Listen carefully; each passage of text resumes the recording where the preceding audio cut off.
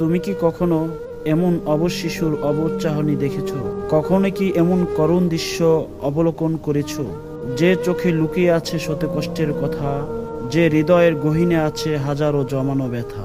যে জাতি সদ্য স্বাধীনতা লাভ করার আনন্দ উপভোগ করবে, দীর্ঘদিনের চেপে রাখা কষ্টের ইতি টানবে, সোনার বাংলা আবারও সবুজ শস্য শ্যামলে ভরে উঠবে। স্বাধীন দেশে মানুষ স্বাধীনভাবে এদিক সেদিক ঘুরে বেড়াবে।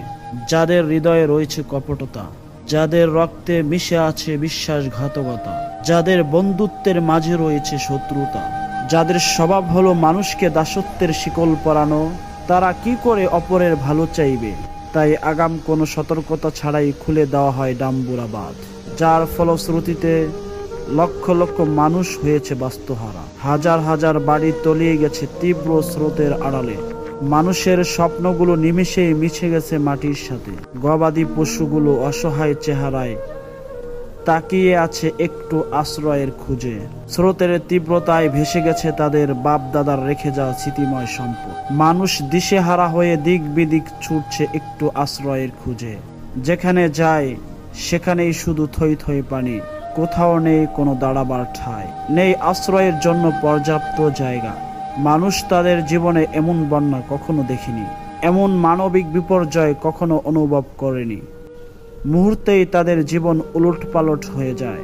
মানবতার শত্রুরা হয়তো ভাবেও নি যে দেশের মানুষেরা তাদের দেশ রক্ষায় নিজের তাজা রক্ত ঢেলে দিয়েছে রাজপথে, সে দেশের মানুষেরা তাদের অসহায় বন্যায় কবলিত মানুষকে বাঁচাতে ছুটে আসবে পঙ্গপালের ন্যায়। সারা বিশ্বের মানুষ দেখেছে বাংলাদেশের মানুষ কতটা আন্তরিক ও দেশপ্রেমী। তারা তাদের দেশ ও মানুষকে কতটা ভালোবাসে। আপামর জনতা, উলামায়ে কেরাম, সেনাবাহিনী, পুলিশ, বিজিবি তাদের সর্বোচ্চ উজাড় করে দিয়ে বন্যায় কবলিত মানুষদের পাশে দাঁড়িয়েছেন। বিশেষ করে আস-সুন্নাহ ফাউন্ডেশন, যা গঠন করা হয়েছে মানবতার সেবায়, যাকে বলা হয় বাংলাদেশের সর্ববৃহৎ মানবতার ফেরিওয়ালা, যার প্রতিষ্ঠা হলেন শাইখ আহমদুল্লাহ। এছাড়াও রয়েছেন বাংলাদেশের সকল কওমি ছাত্র উলামা, যারা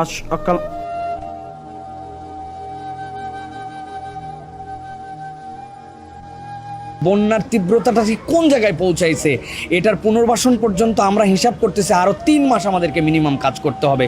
তাদেরকে রান্না করা খাবার এক পর্যায়ে পৌঁছাতে হবে, কেননা আশ্রয়ের জায়গা পেলেও তাদেরকে চাল দিতে পারি, ডাল দিতে পারি।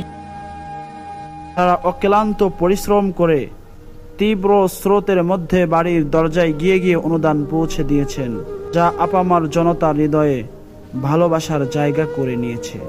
স্কুল, কলেজ ও ভার্সিটির সকল ছাত্রছাত্রীরা তাদের অক্লান্ত পরিশ্রম ও নিরবিচ্ছিন্ন প্রচেষ্টায় এবং অগাধ ভালোবাসা ও আন্তরিকতা দেখে সকল স্তরের মানুষ ধনী গরিবের ভেদাভেদ ভুলে গিয়ে উমরার জন্য ওই টাকাগুলো জমানো আমি আরো জমাইতে পারতাম, কিন্তু কনসিকুয়েন্টলি যখন অল অফ আ সাডেন যখন এই ঘটনা হয়ে গেল, তখন কনসিকুয়েন্টলি আমার খুব খারাপ লাগলো।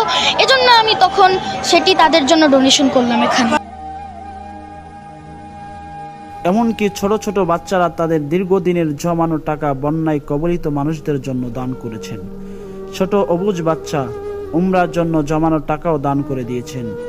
দেশের প্রতি ও এদেশের জনসাধারণের প্রতি আপামর জনতা কতটা ভালোবাসে তা আমাদের সামনে স্পষ্ট হয়ে গিয়েছে। পাশাপাশি যারা আন্তর্জাতিক মহল রয়েছেন, বিশেষ করে বিশ্ব ব্যাংক, আপনাদের কাছে আমাদের আকুল আবেদন, আপনারা অবশ্যই আমাদের সাহায্য করবেন।